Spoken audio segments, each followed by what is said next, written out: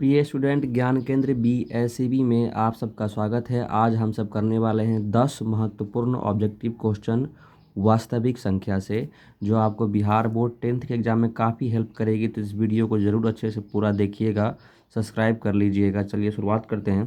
पहला क्वेश्चन हमारा है कि 2.12112, फिर 111 है, फिर 2, फिर 4 1 है, फिर 2 कौन सी संख्या है। ध्यान रखेंगे बच्चों, जब भी ऐसा सीक्वेंस आ जाए आपके सामने तो घबराना नहीं है। ऐसा आ जाए कि 1 2 और फिर उसके बाद ये 1 2 बार आ जाए, फिर ये 2 से बढ़ के ये 3 बार 1 हो जाए, फिर 4 बार हो जाए और बाकी जो सेकंड टर्म 2 है वो सेम सेम रहे, तो ऐसी स्थिति में वो संख्या हमेशा अपरमेय होती हैं। क्या होती हैं? अपरमेय होती हैं। रट के रखना है। अगला क्वेश्चन हमारा है 5.233 डॉट डॉट डॉट कौन सी संख्या है। तो ध्यान रखना है कि जब भी लगातार कोई भी संख्या आता है तो हम उसको ऐसे लिख सकते हैं 5.2 और 3 लगातार और उसको हम लगा देंगे रैकरिंग। हम लोग सिद्ध कर चुके हैं इसको पी बटा क्यू के रूप में बदलना।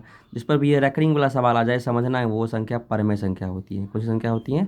तो परमेय संख्या, यानी 5.233 एक परमेय संख्या है। अगला क्वेश्चन हमारा है कि 3 - √3 एक डॉट डॉट संख्या है। तो मैंने कई बार बताया हुआ है कि अगर कोई संख्या रूट से बाहर ना निकले, कोई भी एक टर्म, जैसे √3 नहीं निकलेगा, रूट टूटेगा नहीं है, परफेक्ट स्क्वायर नहीं है, तो ये संख्या हमारा हो जाएगा अपरमेय, यानी इसमें ऑप्शन में अपरमेय नहीं है, तो हम डी के साथ जाएंगे, नॉन ऑफ देम। अगला क्वेश्चन, क्योंकि ये 3 - √3 एक अपरमेय संख्या। अगला क्वेश्चन है कि π/2 एक कौन सी संख्या है। तो हम सब जानते हैं, नहीं जानते हैं तो समझिए कि पाई एक अपरमेय संख्या होता है और अपरमेय संख्या को किसी भी संख्या से भाग करेंगे तो वो अपरमेय संख्या ही होगा। यहाँ एक बात बताना चाहता हूँ, ध्यान रखना है कि पाई एक अपरमेय संख्या है, लेकिन जो पाई की वैल्यू होती है 22/7, वो एक परमेय संख्या है। ये जो है वो एक परिमेय संख्या है, लेकिन पाई अपरमेय संख्या है, लेकिन उसका वैल्यू 22/7 एक परमेय संख्या है। ध्यान रखिएगा, कई बार ऑब्जेक्टिव में पूछा गया क्वेश्चन है।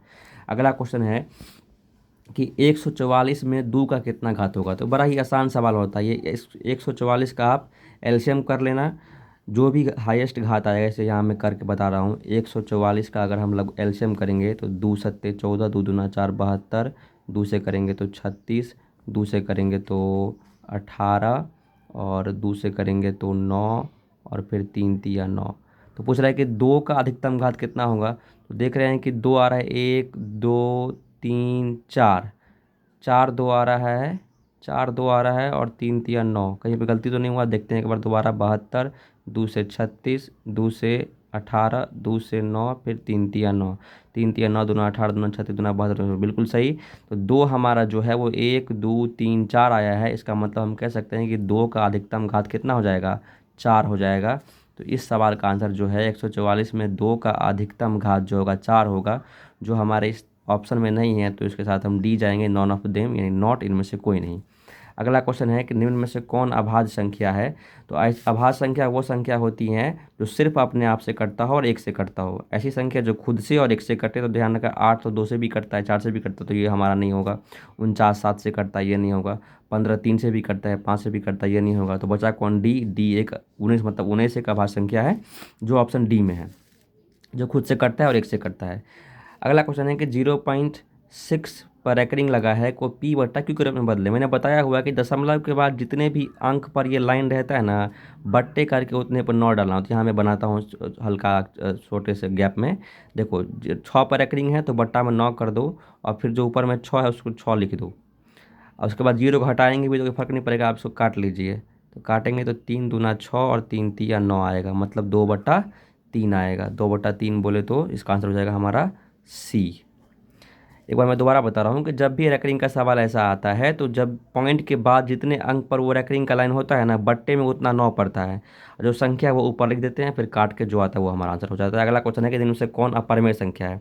तो यहाँ गौर से देखिए, हम सब पढ़ चुके हैं कि जो संख्या रूट में वो अपरमेय होता है, पर ये रूट में है नहीं। 36 का बाहर निकलेगा 6 और 64 से बाहर निकल जाएगा 8, तो ये वास्तव में 6/8 लिखा हुआ है, फंसाने के लिए ऐसा दिया हुआ है। तो ये हमारा अपरमेय संख्या नहीं है, ये एक परमेय संख्या है।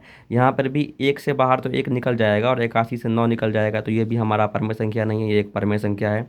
3/5 हमारा परमेय संख्या है, क्योंकि ना तो 3 से कुछ बाहर आएगा ना ही 5 से कुछ बाहर आएगा, मतलब √3/5 एक परमेय संख्या है।